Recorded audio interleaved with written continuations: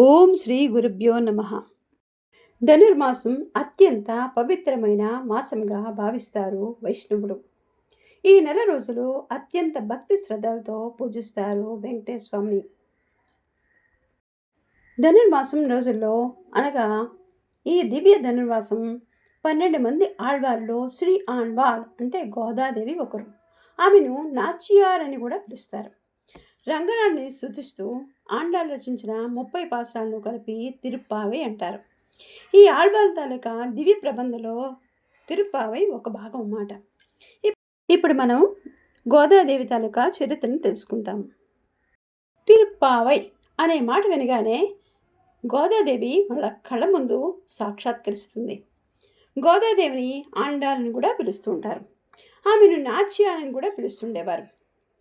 12 మంది ఆళ్వార్లు పాడిన రచించిన పాసురాలే ఈ 4000 దివ్య ప్రబంధం. ఈ ద్రవిడ వేదంగా ప్రసిద్ధి చెందాయన్నమాట. ఈ ఆళ్వార్లో గోదాదేవి ఒక్కరే మహిళ.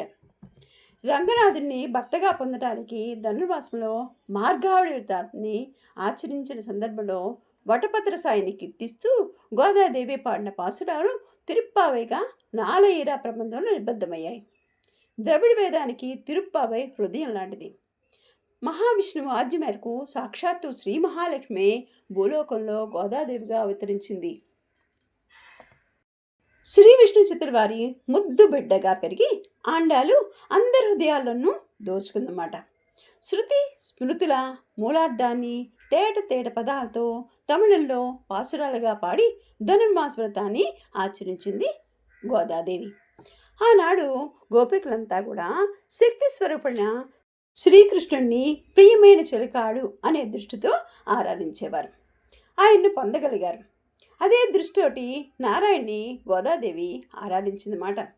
ఆమె శ్రీకృష్ణుని ప్రియునిగా భావించి నాయికా భావంతో శ్రీరంగనాయికగా ప్రకటితమైన మహిత ప్రేమమూర్తి.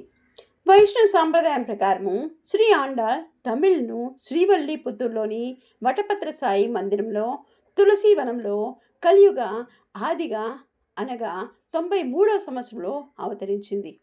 ఎలాగైతే జనక మహారాజుకి సీతాదేవి లభించిందో విష్ణు చిత్తుల వారికి శ్రీవల్లిపుత్తూరు నందనవనంలో ఆండాలు ఒక తులసి చెట్టు వద్ద లభించింది.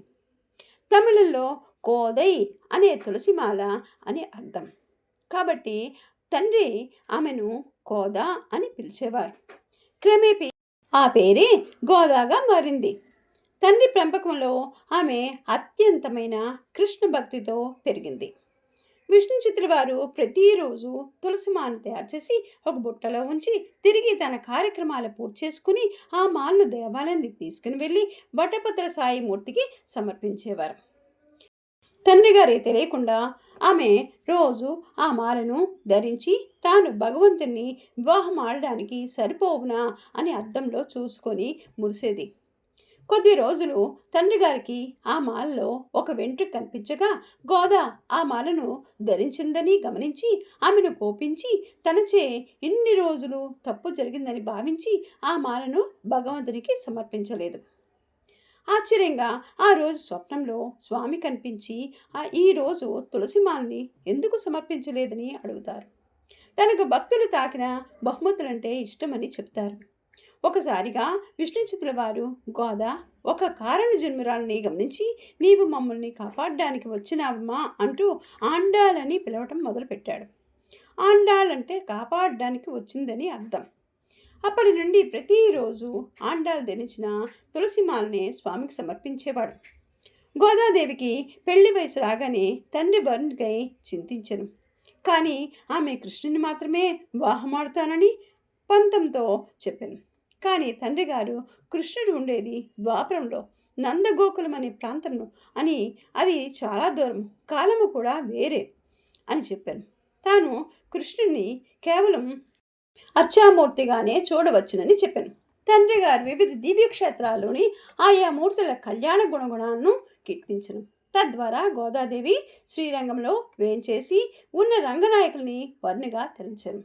శ్రీరంగనాథుని వివాహమాటికై తాను తిరుప్పావై మరియు నాచియార్ తిరుమణి అని దివ్య ప్రబంధాలను పాడిన. విష్ణు చిత్తుల వారికి శ్రీరంగనాథుల వారు మళ్ళీ స్వప్నంలో కనిపించి నీ కుమార్తెను తనకిచ్చి వివాహం చేయడానికి చింతించవద్దని చెప్పాను. ఆమె ఎవరో కాదు, భూదేవే అని చెప్పాను. అదే విధముగా శ్రీరంగంలోని దేవాలయ పెద్దలకు కూడా స్వప్నంలో కనిపించి తన వివాహమునకై శ్రీవల్లి పుత్తూరు నుండి గోదాదేవిని పల్లెకులో తెమ్మని చెప్పాను. తద్వారా రాజు వల్లభదేవునితో పాటు అందరూ కలిసి గోదాదేవిని రంగనాథుని వద్దకు తెచ్చిరి. ఆమె రంగనాథుని వివాహమాడి సన్నిధిలో కలిసిపోయింది.